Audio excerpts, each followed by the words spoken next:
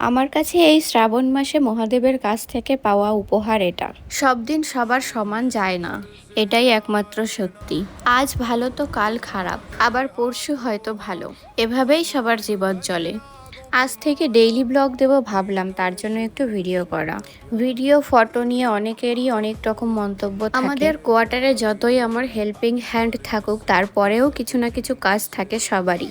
বিয়ের পর 15 থেকে 16 দিন বাড়িতে ছিলাম, শ্বশুর বাড়িতে। তারপরেই আমাকে এখানে কোয়ার্টারে নিয়ে এসেছে। এখানে তো তিনি একা একা থাকতেন, তেমন কিছুই ছিল না। নিজের মতো করে একটু একটু করে সব সাজিয়ে নিয়েছি, তাই এখন মনে হয় এটাই আমার সংসার।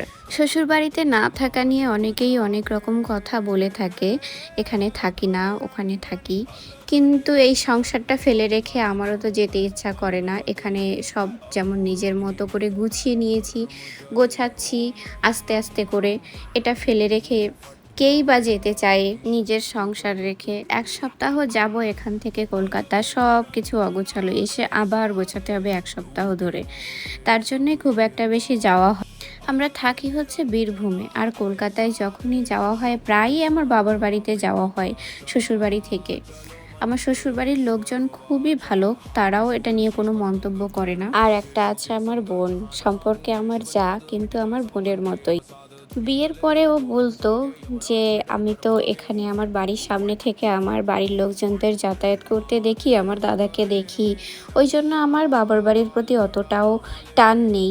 এখন ওর কথা খুবই মনে পড়ে, ওই কথা যখন এখানে কাউকে দেখি ওখানকার ভীষণই আনন্দ লাগে। তখন সারাটা দিন ঘরের মধ্যে একা একা এই টুকটাক কাজ করতে করতেই চলে যায়। সারাদিন একা একা থাকি, মাঝে মাঝে ভালোও লাগে না, তাই তিনি যখনই সময় পান তখনই বলেন কোথাও চলো ঘুরে আসি। আশেপাশে অনেক ঘোরার জায়গা রয়েছে, আমার কাছেও জায়গাটি নতুন, তাই বাড়ি থেকে সামনে বেরোলেও সেটাও নতুন ঘোরার জায়গা। তাই যেখানেই ঘুরতে যাই না কেন তোমাদের সবার সঙ্গে সেটা শেয়ার করি। সকালের এই টুকটাক কাজগুলো মোটামুটি কমপ্লিট হয়ে গেছে, জামা কাপড়গুলোও কাচতে দিয়ে দিয়েছি, চাও আমার বানানো হয়ে গেছে। দুজনে চা খেতে খেতে শীতকালে আমরা ছাদে চলে যেতাম। এখন তো গরমকাল, তার জন্য ছাদে গিয়ে আর চা খাওয়া হয় না, প্রচণ্ড গরম, রোদেরও তাপ প্রচণ্ড।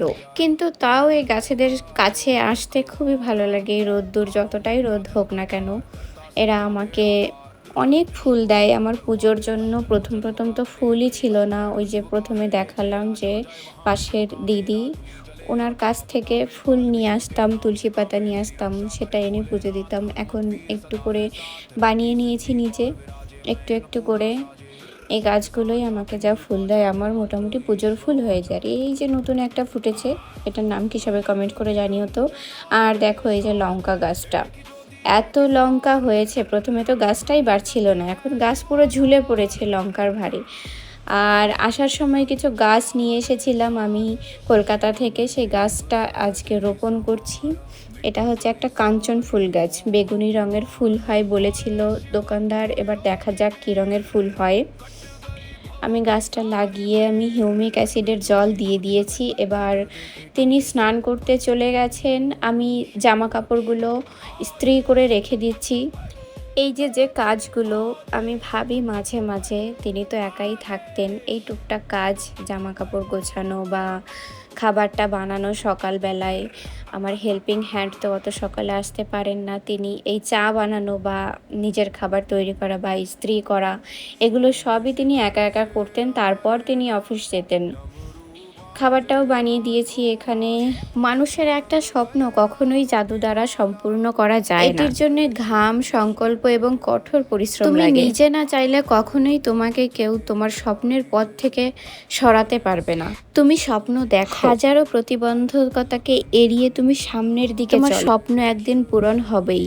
প্রায়ই আমি সকালবেলা ঘুম থেকে উঠে বাসি কাজ সেরে আগে স্নান করে পুজো দিয়ে ফেলি, কিন্তু আজকে আমার একটু ঘুম থেকে উঠতে দেরি হয়ে গেছে, তাই আর স্নান করতে পারিনি। কারণ আমি স্নান করতে ঢুকলে তিনি আবার অফিস যেতে লেট করে ফেলবেন, তার জন্য। তাই আজ তিনি বেরিয়ে যাওয়ার পরেই আমি স্নান করে নিয়েছি। আর এদিকে আমার জামা কাপড়ও কাচা হয়ে গেছে। ওয়াশিং মেশিনে দেখাচ্ছিল 1 ঘন্টা টাইম, কিন্তু 1 ঘন্টা মানে ওয়াশিং মেশিনের প্রায় 2 ঘন্টা মতো লাগে। সকাল সকাল তাই দিয়ে রেখেছিলাম। আমার স্নান করাও শেষ, জামা কাপড়ও কাচা শেষ। এবার এগুলো ছাদে মেলে দেব। একবারে ফুলও তুলে নিয়ে যাব পুজোর জন্য। এই কাজটা করতে যে আমার কি ভালো লাগে, পুজোর ফুল সংগ্রহ করতে। বিশেষ করে নিজে গাছ লাগিয়ে যেই গাছ থেকে ফুল নিয়ে সেই ফুল দিয়ে পুজো দিতে আরও বেশি ভালো লাগে। প্রথমে অনেক রকমের ফুল গাছই লাগিয়েছিলাম, সেটা ছিল শীতকালীন যেসব ফুল হয় মোটামুটি সবই আমার ছাদ বাগানে নিয়ে এসেছিলাম। কিন্তু এখন আস্তে আস্তে মনে হচ্ছে আমি আমার পুজো দেওয়ার জন্য যে ফুলগুলো দরকার, বিশেষ করে জবা ফুল, অনেক রকমের ভ্যারাইটি আমার কাছে রয়েছে।